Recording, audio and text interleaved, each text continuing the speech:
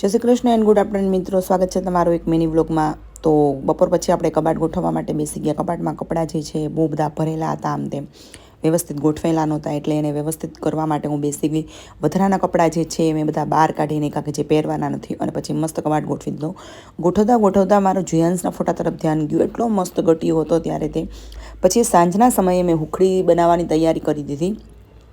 તો સુખડી બનાવતા મને યાદ આવ્યું કે દૂધ નાખું તો સુખડી બહુ મસ્ત થાય, એટલે આ રીતે મેં ફટાફટ બનાવી નાખી સુખડી।